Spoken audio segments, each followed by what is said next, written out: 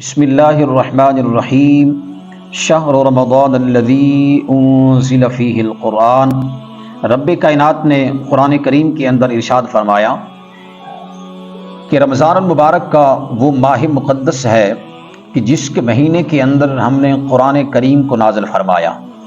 وہ قرآن جس کو ہم مسلمان بھول چکے ہیں، وہ قرآن جس پر آج ہم عمل نہیں کرتے، وہ قرآن جس کو ہم نے الماری کی صرف زینت بنا رکھی ہے، پڑھنے کے لیے ہمارے پاس ٹائم نہیں ہے۔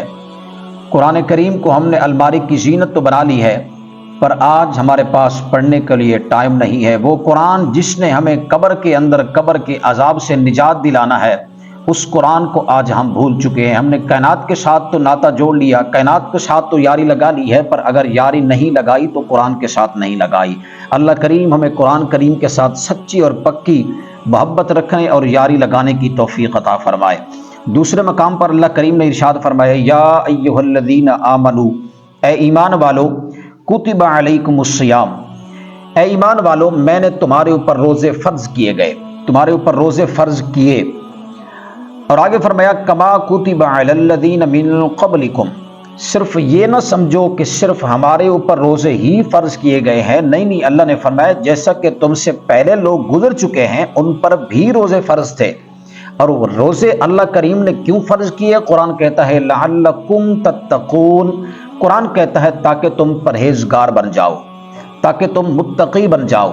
ظاہر سی بات ہے، جب بندہ متقی اور پرہیزگار بن جاتا ہے، اور پرہیزگار اور متقی ہی اس وقت بنتا ہے جس وقت بندہ گناہوں سے کنارہ کشی کرے، جس وقت بندہ گناہوں سے بچتا ہے۔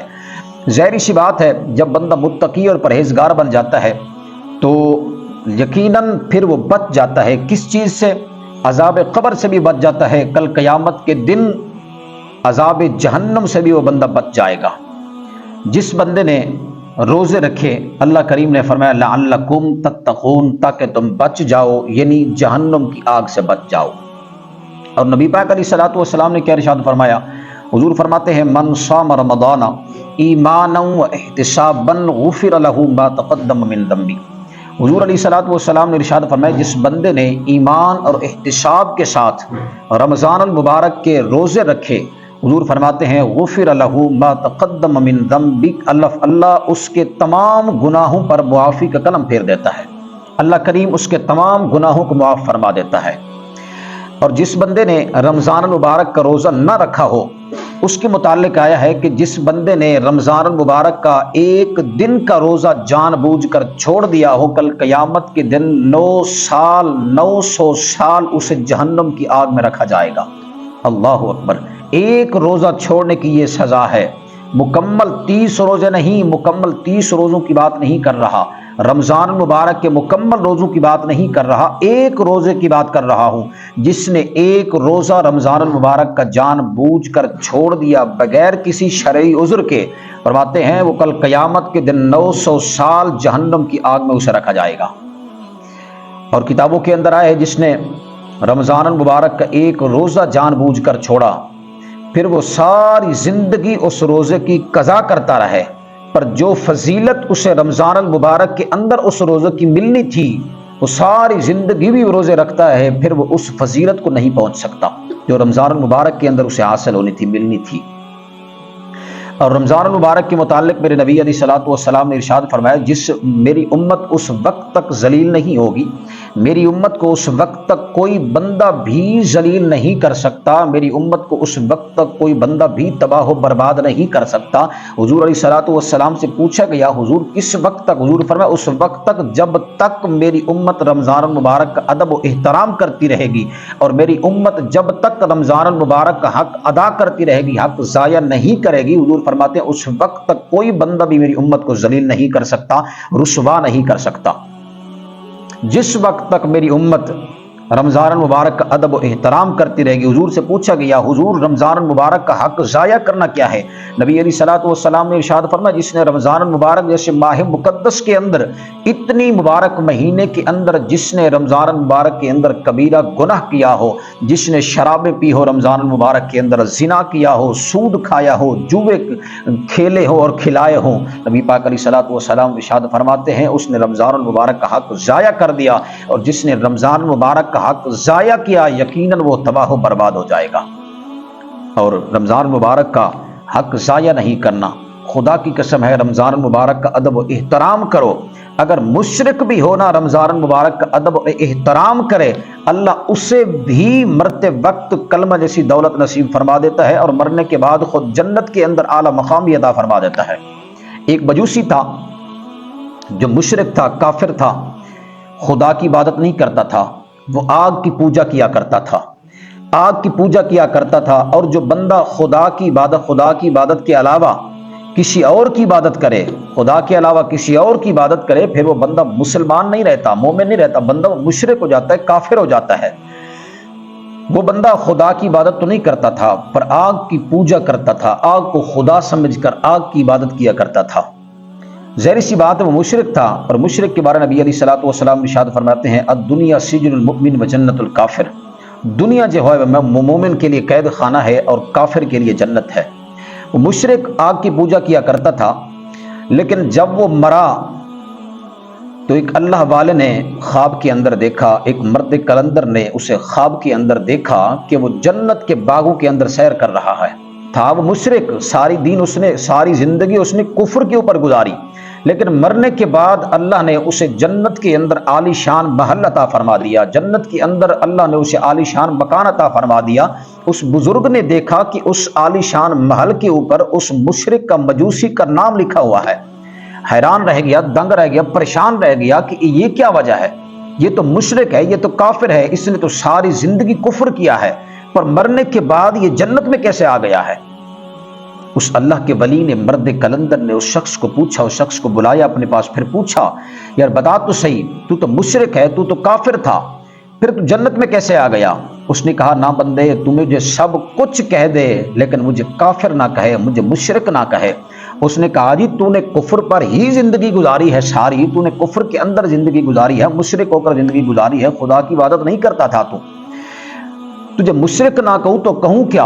اس نے کہا جی ساری زندگی میں نے کفر کے اوپر گزاری ہے، لیکن جب میرے اوپر نزا کا وقت آیا، مرنے کا وقت آیا، اللہ نے مجھے کلمہ جیسی دولت نصیب فرما دی تھی، اس لیے مجھے رب نے جنت عطا فرما دی ہے۔ اس نے کہا جی کلمہ تو تجھے میں نے نہیں پڑھایا تھا، تجھے کلمہ کس نے پڑھایا تھا؟ کلمہ جیسی دولت کس سے نصیب ہوئی تمہیں؟ اس نے کہا جی جب میرا نزا کا وقت آیا، مرنے کا وقت قریب آیا، مرا نہیں تھا، مرنے کے قریب تھا، مجھے پتہ چل گیا کہ میرے اوپر موت آنے والی ہے۔ اس وقت میری بولنے والی طاقت جو تھی وہ تو ختم ہو گئی تھی، لیکن دیکھنے کی طاقت اور سمجھنے کی طاقت موجود تھی۔ میں یہ سمجھ سکتا تھا کہ یہ میری بیٹی ہے، یہ میرا بیٹا ہے، یہ چھوٹا بیٹا ہے، یہ بڑا بیٹا ہے، یہ میری گھر والی ہے، میں سمجھ سکتا تھا، دیکھ بھی سکتا تھا۔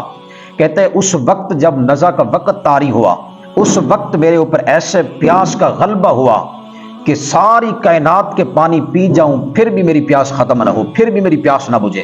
اس نے کہا کہ اتنی دیر میں ایک خوبصورت نوجوان میرے پاس آیا، اس کے ایک ہاتھ میں پیالہ تھا اور دوسرے ہاتھ میں خوشبو تھی، اور خوشبو اور پیالہ جو تھا یہ کوئی عام نہیں تھا، یہ جنت کی خوشبو تھی، جنت کا پیالہ تھا اور پیالے میں جنت کا پانی تھا۔ وہ کہتا ہے کہ میں جب اس خوشبو کو دیکھا میں نے تو میں نے اس سے کہا کہ یار یہ خوشبو مجھے دے دے۔ جب وہ خوشبو میرے اندر سرایت کر گئی، جب وہ خوشبو میرے اندر پہنچی، دل و دماغ میں اس نے اثر کیا، کہتا ہے کہ میری جان میں جان آ گئی۔ پھر میں نے اس سے پاس پانی مانگا کہ یار مجھے یہ پانی عطا فرما دے، مجھے اتنا پیاس نے ستایا ہوا ہے، مجھے پانی دے دے۔ اس شخص نے کہا جی پانی تجھے نہیں مل سکتا۔ میں نے کہا پانی کس کو ملے گا؟ اس نے کہا کہ پانی اس کو ملے گا جس کا خاتمہ ایمان پر ہوگا۔ میں نے اس سے پوچھ ہی لیا کہ خاتمہ ایمان پر کس کا ہوگا؟ اس نے کہا جی جس نے حضور علیہ الصلوۃ والسلام کا زندگی کے اندر کلمہ پڑھا ہو، کلمہ پڑھنے کے بعد اس نے سچی توبہ کی ہو گناہوں سے، اللہ اسے مرنے کے وقت کلمہ بھی عطا فرما دے، کلمہ پڑھنا بھی نصیب فرما دیتا ہے اور اس کا خاتمہ بھی ایمان پر ہو جاتا ہے۔ اس شخص نے کہا جی میں نے اسی وقت سوئے نبی علیہ الصلوۃ والسلام کا کلمہ پڑھ لیا۔ کلمہ پڑھنے کے بعد اس نے مجھے پانی پلا دیا۔ جب وہ جانے لگا تو میں نے اس سے پوچھا کہ یار تو جا تو رہا ہے، نوجوان سے پوچھا کہ یار تو جا تو رہا ہے، جا، لیکن جاتے جاتے اپنا نام تو بتاتے جا کہ تیرے ذریعے سے مجھے کلمہ نصیب ہوئی ہے، تو مجھے نام تو بتاتا جا۔ اس نے کہا جی میرا نام رمضان ہے، میرا نام رمضان ہے۔ اتنا کہہ کر وہ چلا گیا۔ وہ تو چلا گیا، مجھے موت آ گئی۔ مرنے کے بعد اللہ نے مجھے جنت کے اندر عالی شان محل عطا فرما دیا، جنت کے اندر بہترین مقام عطا فرما دیا۔ اس نے اللہ کے ولی نے کہا کہ یار یہ بتا کہ یہ ذریعہ کیسے بنا، رمضان المبارک تمہیں کلمہ پڑھانے کا ذریعہ کیسے بنا، رمضان تیرے پاس کیسے آیا؟ اس نے کہا جی بات کچھ یوں ہے، واقعہ کچھ یوں ہے کہ رمضان المبارک کا مہینہ تھا اور لوگ بھوکے اور پیاسے تھے۔ رمضان المبارک کے اندر مسلمان روزہ رکھتے ہیں اور انہوں نے روزہ رکھا ہوا تھا۔ جب انہوں نے روزہ رکھا ہوا تھا تو بھوکے اور پیاسے تھے، سامنے ان کے کھانا پڑا تھا، سامنے ان کے ٹھنڈے مشروبات پڑے تھے، لیکن وہ کھانا نہیں کھا رہے تھے، مشربتیں نہیں پی رہے تھے۔ ایک دن میں بازار کے اندر گیا رمضان المبارک کے اندر، جہاں لوگ کچھ بھی نہیں کھا رہے تھے، وہاں پر میرا بیٹا جو تھا وہ ان کے سامنے خوب کھا پی رہا تھا۔ جب میں نے دیکھا کہ مسلمان رمضان المبارک کا ادب و احترام کر رہے ہیں، کچھ کھا پی نہیں رہے، اور میرا بیٹا روزے داروں کے سامنے اور رمضان المبارک کے اندر کھا پی رہا ہے، ان کے سامنے رمضان المبارک کا ادب و احترام نہیں کر رہا، تو میں نے جا کر اپنے بیٹے کو ایک زوردار تھپڑ ماری۔ میں نے کہا ظالم تجھے شرم نہیں آتی؟ مسلمانوں کا روزہ ہے اور رمضان المبارک کا ماہ مقدس ہے، تجھے شرم نہیں آتی؟ تو روزہ نہیں رکھتا، ایک تو ہم کافر ہیں، مشرک ہیں، کلمہ نہیں پڑھتے، پھر ہم رمضان المبارک کا ادب و احترام نہیں کرتے۔ اس نے کہا جی میں نے اس کو تھپڑ مارا کہ ظالم تو رمضان المبارک کا ادب و احترام کیوں نہیں کرتا؟ اس وجہ سے رمضان المبارک میرے اوپر راضی ہو گیا، اور رمضان المبارک نے خدا کی بارگاہ کے اندر عرض کی مولا اس نے میرا ادب کیا، اس نے میرا احترام کیا، مولا اس نے میرے لیے اپنے بیٹے کو تھپڑ ماری، یا اللہ اس کے ساتھ تو راضی بھی ہو جا اور اس کو کلمہ جیسی دولت بھی عطا فرما دے، مرنے کے بعد اسے جنت میں اعلیٰ مقام بھی عطا فرما دے۔ میں آپ سے پوچھتا ہوں، ایک کافر اور مشرک ہو کر آگ کی پوجا کرنے والا اگر رمضان المبارک کا ادب و احترام کرے، اللہ مرنے کے وقت اسے بھی کلمہ جیسی دولت عطا فرما دیتا ہے، کلمہ بھی پڑھنے نصیب فرما دیتا ہے اور سچی توبہ بھی نصیب کرتا ہے، اور مرنے کے بعد خود جنت کے اندر عالی شان محل بھی عطا فرما دیتا ہے۔ اگر مشرک رمضان المبارک کا ادب و احترام کرے تو وہ جنتی ہو سکتا ہے، اگر حضور کا غلام رمضان المبارک کا ادب و احترام کرے تو یار حضور کا غلام کیوں جنتی نہیں ہو سکتا؟ اللہ کی بارگاہ کے اندر دعا کرتے ہیں کہ اللہ کریم ہمیں رمضان المبارک کا ادب و احترام کرنے کی توفیق